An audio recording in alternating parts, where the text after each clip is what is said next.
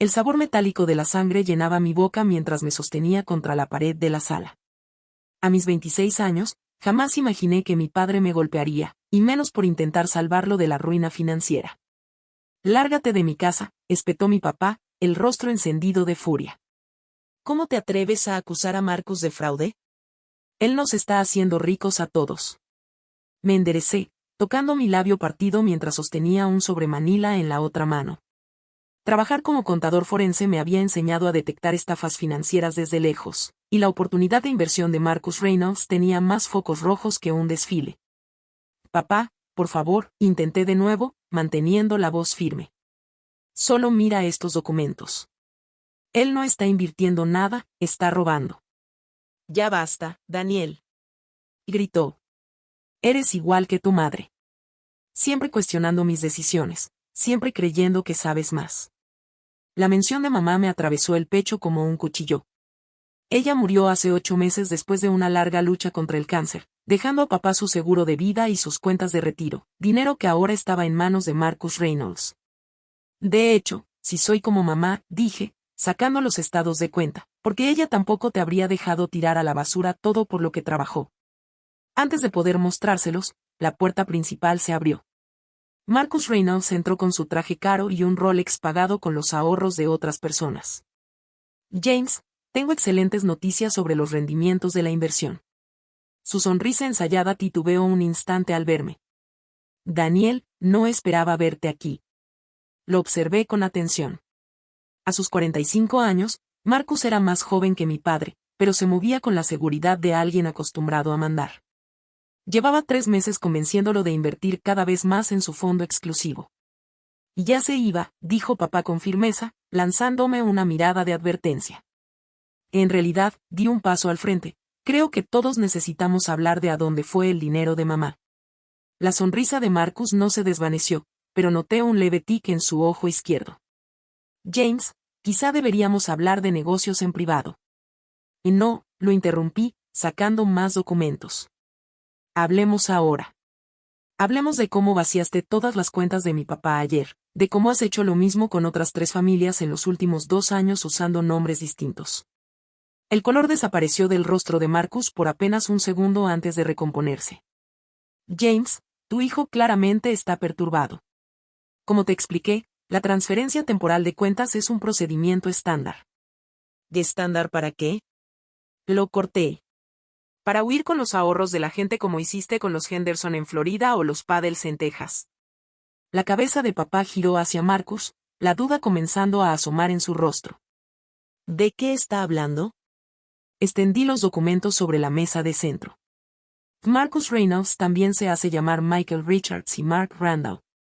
Encuentra familias en duelo, gana su confianza, los convence de invertirlo todo, y luego desaparece con su dinero.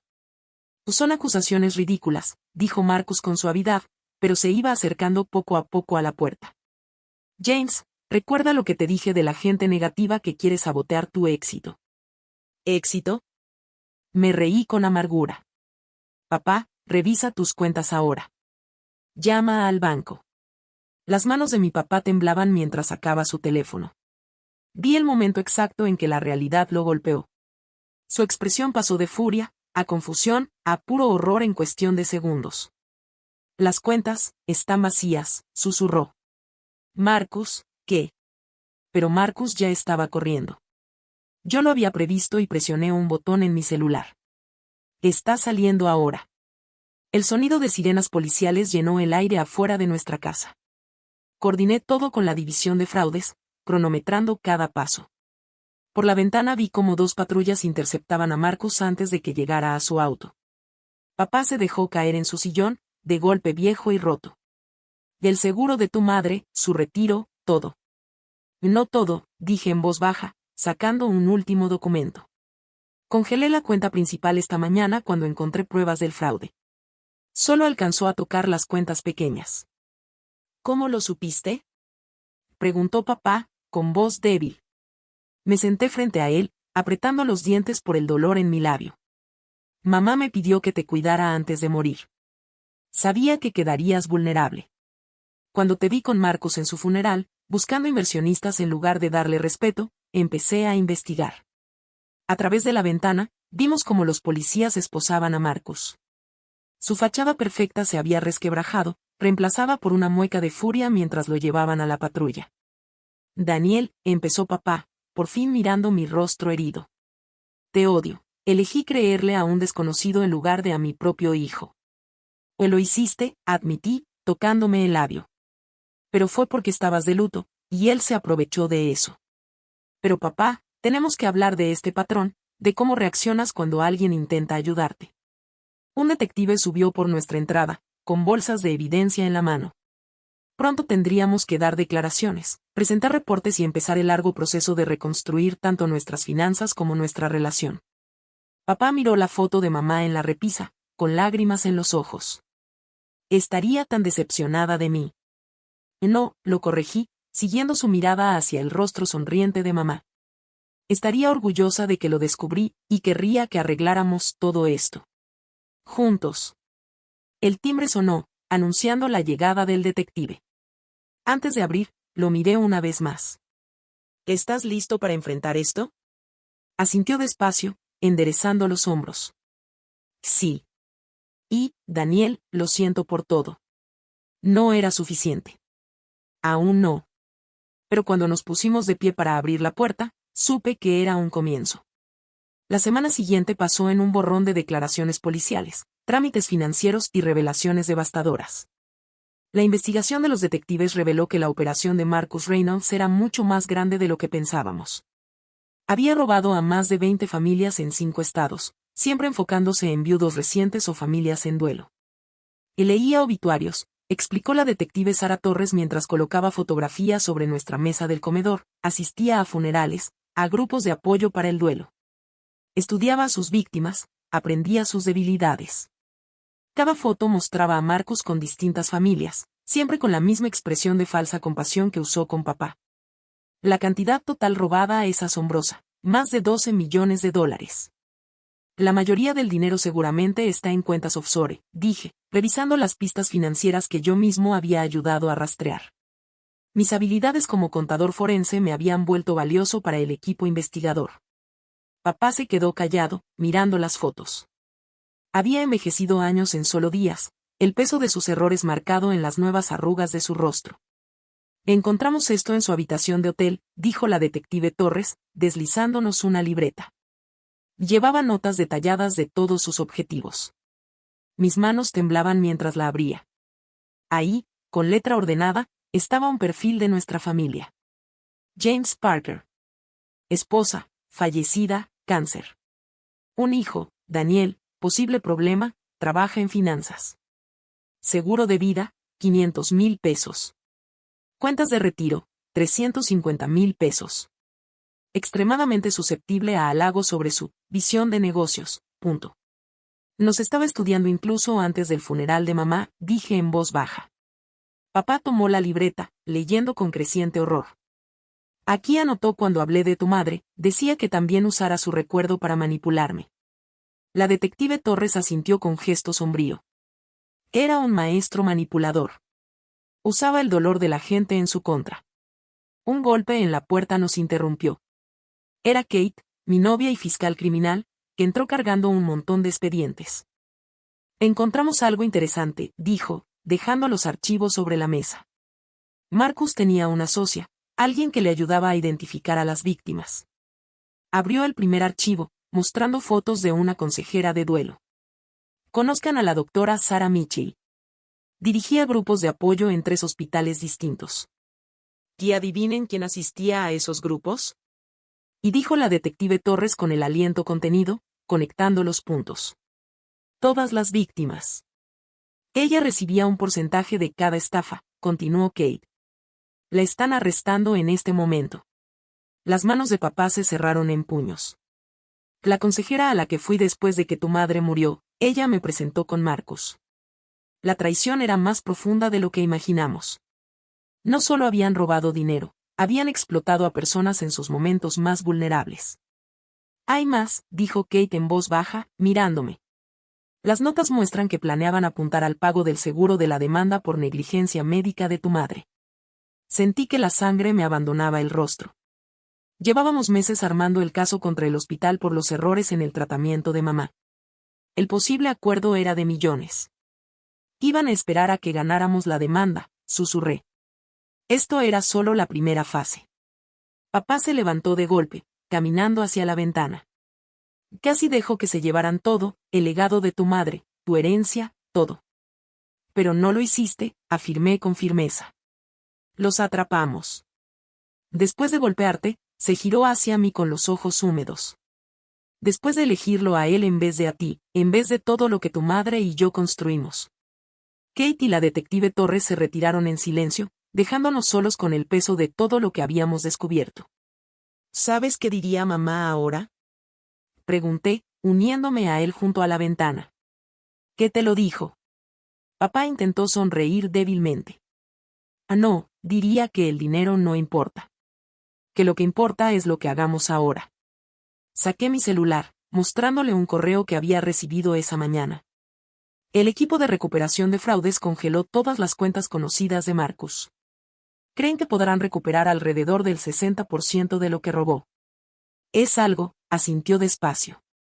Y sobre la demanda por negligencia, continué, quiero que la manejemos juntos. Sin inversiones secretas, sin rechazar ayuda. Esto lo haremos como familia. Papá guardó silencio por un largo momento, mirando el jardín de mamá afuera de la ventana. Ella pasó años perfeccionándolo, cada flor plantada con cuidado y propósito. He estado tan perdido sin ella, dijo al fin. Tratando de probar que podía salir adelante solo, tomar grandes decisiones, ser el hombre que ella siempre creyó que era. Y en lugar de eso, casi destruyó todo lo que construyó. Entonces arreglémoslo, dije.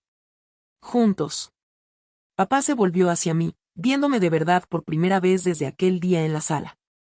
La herida de mi labio estaba sanando, pero la lección que nos dejó duraría para siempre. Tu madre estaría orgullosa de ti, dijo en voz baja. Protegiste a nuestra familia cuando yo no pude. Estaría orgullosa de los dos, lo corregí, porque vamos a reparar todo esto. Afuera, el jardín de mamá florecía bajo el sol de verano, recordándonos que incluso después de los inviernos más oscuros, siempre es posible volver a crecer. Nos quedaba un largo camino, recuperar la confianza, sanar las heridas y buscar justicia. Pero por primera vez desde que perdimos a mamá, papá y yo estábamos del mismo lado. Y en algún lugar, sabía que mamá sonreía. 3 meses después, estaba sentado en la galería del tribunal viendo a Marcus Reynolds y a la doctora Sarah Mitchell enfrentar la justicia. La fiscalía, con ayuda de Kate, había construido un caso impecable combinando registros financieros, testimonios de víctimas y sus detalladas libretas de estafas planeadas. Kate se puso de pie ante el juez, pronunciando su alegato final con feroz determinación. Estos acusados no solo cometieron fraude financiero. Deliberadamente apuntaron a familias en duelo, explotando sus momentos más oscuros para obtener ganancias. Convirtieron el acompañamiento en el duelo, un acto de confianza sagrada, en un campo de caza. Apreté la mano de mi papá mientras escuchábamos el veredicto, 20 años para Marcus, 15 para la doctora Mitchell. Sin posibilidad de libertad condicional. Cuando se los llevaban, Marcus me miró fijamente. Su falsa seguridad había desaparecido, reemplazada por un odio helado. Le sostuve la mirada, pensando en todas las familias a las que había dañado, en todas las vidas que casi arruinó. Afuera del tribunal, los reporteros rodeaban a las familias de las víctimas. Papá dio un paso al frente, con la voz firme mientras hablaba a las cámaras. Hoy no se trata solo de castigo, dijo. Se trata de sanar. A cualquiera que haya sido víctima de estos depredadores, no dejen que la vergüenza los silencie. Den un paso al frente. Ayúdenos a ayudarlos. Sus palabras serían titulares al día siguiente, alentando a más víctimas a presentarse, y llevando al descubrimiento de 3 cómplices más en distintos estados. De regreso en casa, nos sentamos en el jardín de mamá, donde las flores de otoño comenzaban a florecer. El equipo de recuperación había logrado devolver casi el 70% de los fondos robados, superando sus estimaciones iniciales.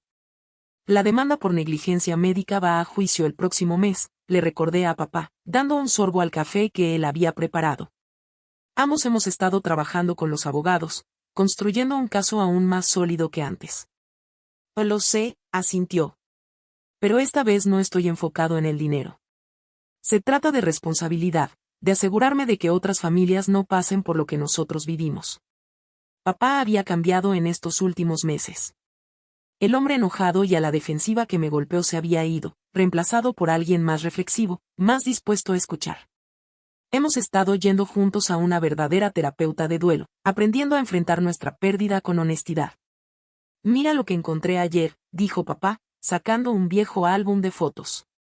Aquí hay fotos de tu mamá en mi graduación universitaria. Ambos riendo mientras yo intentaba arreglarle la cámara. Que ella siempre tenía esa cámara lista, sonreí, acariciando la foto con cuidado. Daniel, su voz se volvió seria. He estado pensando en el dinero del acuerdo, cuando ganemos el caso. Papá, no tenemos que. Y déjame terminar, me interrumpió con suavidad. Quiero crear una fundación con el nombre de tu madre para ayudar a familias afectadas por negligencia médica y fraudes financieros. Dar apoyo legal, terapia, consejería real, lo que necesiten. Me quedé viéndolo, notando la compasión de mamá brillando en sus ojos. Podríamos llamar la Fundación Sarah Parker, continuó. Convertir nuestra tragedia en algo que tenga sentido. A mamá le encantaría, dije, con la garganta apretada por la emoción. Hay más, añadió. Quiero que tú la dirijas. Tienes la experiencia financiera, los contactos legales por medio de Katie, lo más importante, tienes el corazón de tu madre. Antes de que pudiera responder, el auto de Kate entró en la cochera. Venía apurada, agitando un documento en la mano. Y el juez acaba de firmar la orden, anunció triunfante. Todos los bienes restantes de Marcus serán liquidados y distribuidos entre las víctimas, casas, autos, todo. Papá se puso de pie y la abrazó. Y gracias por todo. Y eso no es todo, dijo Kate con una sonrisa. ¿Recuerdas esas cuentas offshore que rastreaste, Daniel? Interpol las encontró. Otros 20 millones ocultos en varios paraísos fiscales. La noticia debería haber sido emocionante, pero lo único que sentí fue paz. El dinero ya no era lo importante. Lo importante estaba justo aquí, en el jardín de mamá, con las personas que amo. De entonces, dijo Kate, acomodándose a mi lado, cuéntame sobre esa fundación que mencionó tu papá. Lo miré, sorprendido. ¿Se lo contaste? Se encogió de hombros, sonriendo. Llevamos semanas planeándola. Kate ya redactó los papeles de incorporación. Mientras el sol se ocultaba sobre las flores de mamá, nos sentamos juntos planeando cómo transformar nuestro dolor en propósito. La fundación sería nuestra forma de luchar contra depredadores como Marcus, de ayudar a otras familias a protegerse. Tu madre siempre decía que ayudar a otros era la mejor forma de sanar, murmuró papá, mirando su foto en el álbum. Toqué mi labio, donde aún quedaba una pequeña cicatriz. Un recordatorio de lo lejos que habíamos llegado. Tenía razón. Casi siempre la tenía, añadí con una sonrisa leve. Por Sarah Parker, dijo Kate, alzando su taza de café. Y por el legado que inspiró, agregué yo. Por mamá, concluyó papá. Cuando cayó la oscuridad, el jardín de mamá brillaba con las luces solares que ella misma había instalado años atrás. Pequeñas luces de esperanza en medio de la noche que se acercaba. Habíamos enfrentado nuestra oscuridad y salimos más fuertes. No solo como sobrevivientes, sino como defensores del cambio. La fundación sería nuestra luz en la oscuridad de otros. Nuestra manera de asegurar que la compasión de mamá siguiera viva. Y, en algún lugar, sabía que ella estaba orgullosa de cómo convertimos nuestra tragedia en triunfo, nuestro dolor en propósito, nuestra pérdida en legado.